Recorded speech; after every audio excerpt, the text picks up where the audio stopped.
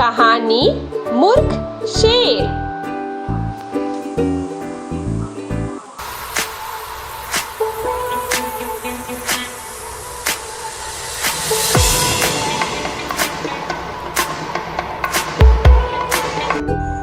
बहुत समय पहले की बात है। एक जंगल में एक बूढ़ा शेर रहता था।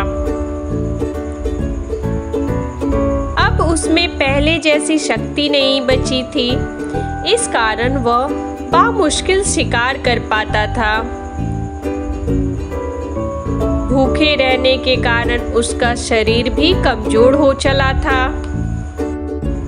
एक दिन वह अपनी भूख मिटाने हेतु शिकार की तलाश में जंगल में भटक रहा था, लेकिन दिन भर भटकने के बाद भी उसे शिकार नसीब नहीं हुआ।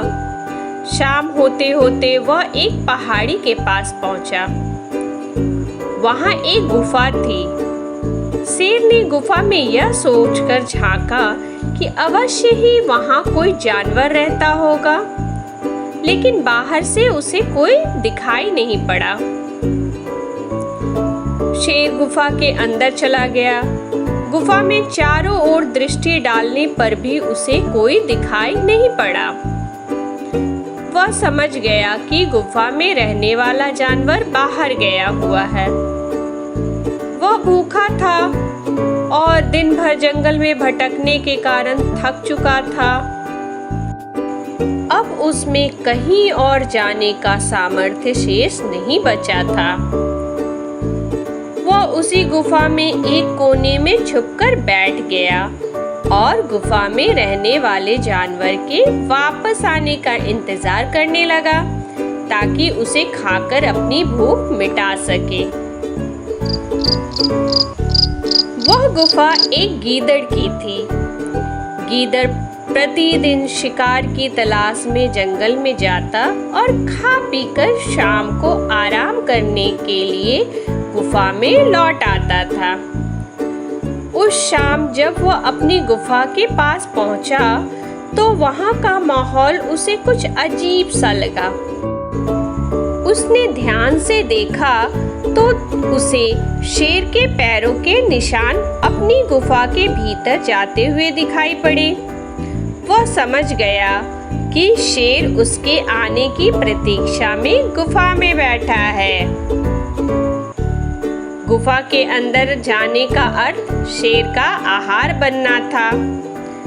उसे एक चालाकी सूझी और वह गुफा के बाहर से चिल्लाया, गुफा, ओ गुफा, आज तुम्हें क्या हो गया है? तुम इतनी शांत क्यों हो?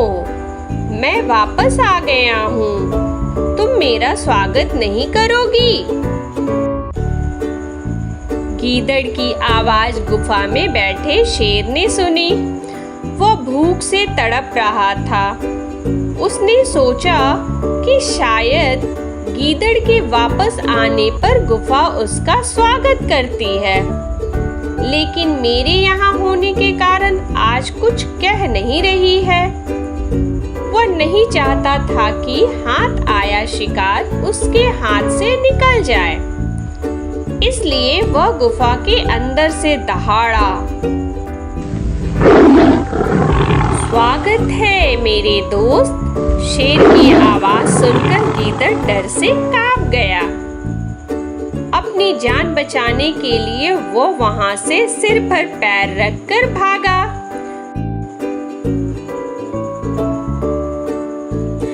उधर शेर बहुत देर तक गीदड़ की गुफा में आने का इंतजार करता रहा, लेकिन गीदड़ नहीं आया। उसे बाद में समझ आ गया कि गीदड़ उसे मूर्ख बनाकर भाग गया और उसे अपनी मूर्खता पर बहुत पछतावा हुआ और वह खुद को कोसने लगा। तो बच्चों, इस कहानी से हमें यह सीख मिलती है कि बुद्धि के बल पर हर विपत्ति से बचा जा सकता है। ओके, धन्यवाद।